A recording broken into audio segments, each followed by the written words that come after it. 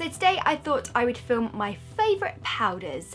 Now powders is something that seems quite boring in the world of makeup compared to like bright lipsticks and bright blushes and things like that, but actually powder for me is probably the one main product that I'm always looking for that perfect one. I've got 5 here that I'm absolutely loving, and these are the 5 that I have kind of throughout my life of wearing makeup.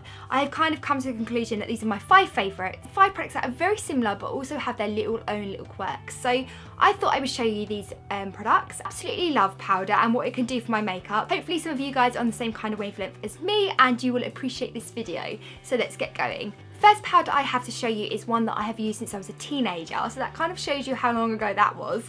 And this is the number 7, and this is a translucent perfect light loose powder, and exactly what it says, it's a loose powder. So inside the little pot it has this kind of little dabber thing, and then it's this loose powder inside these little kind of pricks that kind of the powder comes out of. This powder for me is the perfect blotting powder.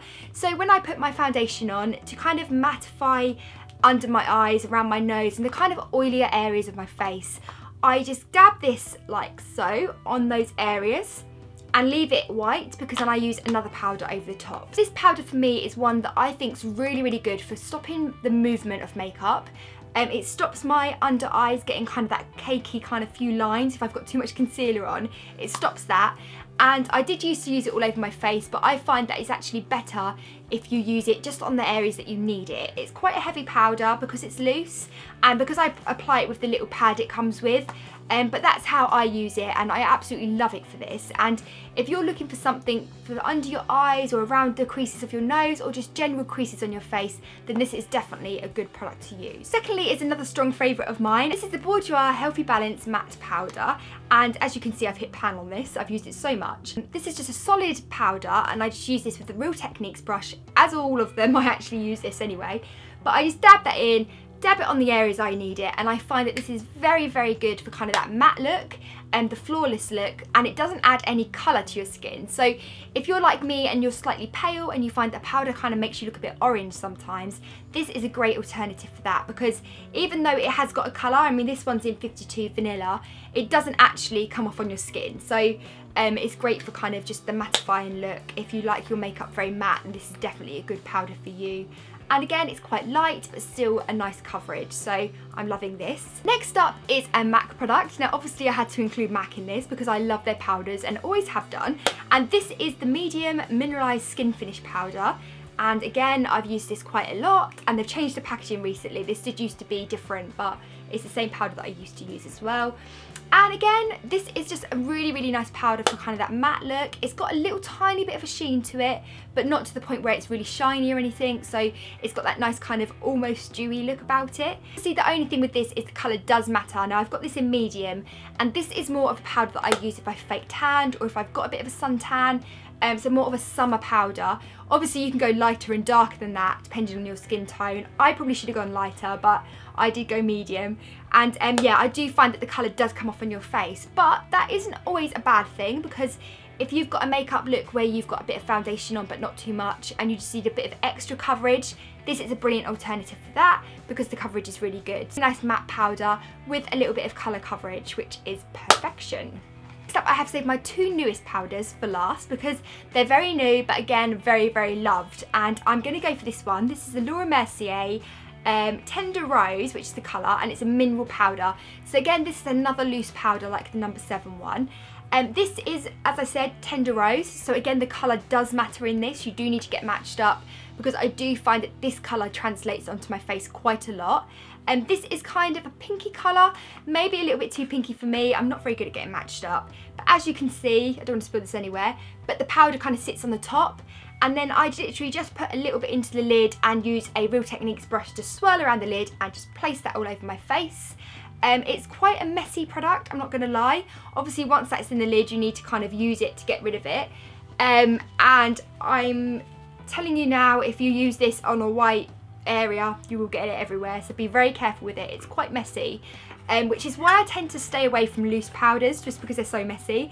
But yeah, I do love this. And again, a very matte look. I do like my matte makeup. It doesn't have a kind of dewy aspect about it, but it does have a bit of a like natural glow, which I love. so it is nice for summer.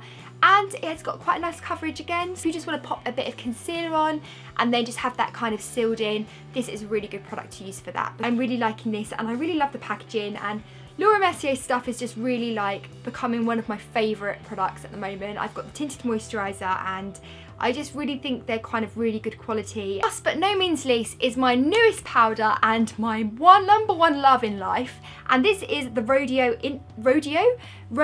Instaglam Compact Deluxe Emulgating Powder.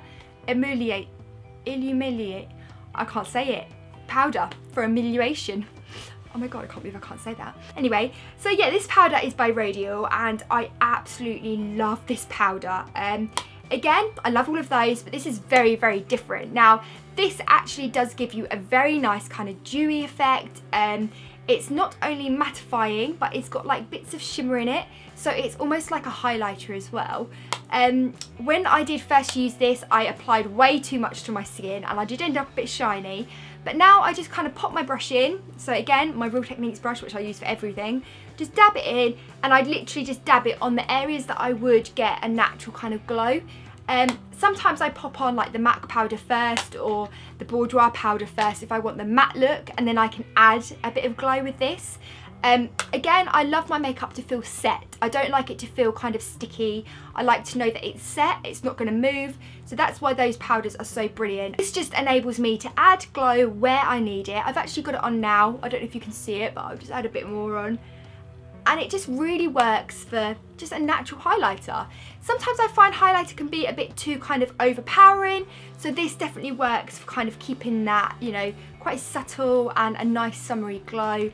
And yeah, it's just a really nice, healthy looking powder. So if you're after something that enables you to kind of keep that dewy look but also have a powder effect on, then this is definitely the product for you. And again, I love the packaging.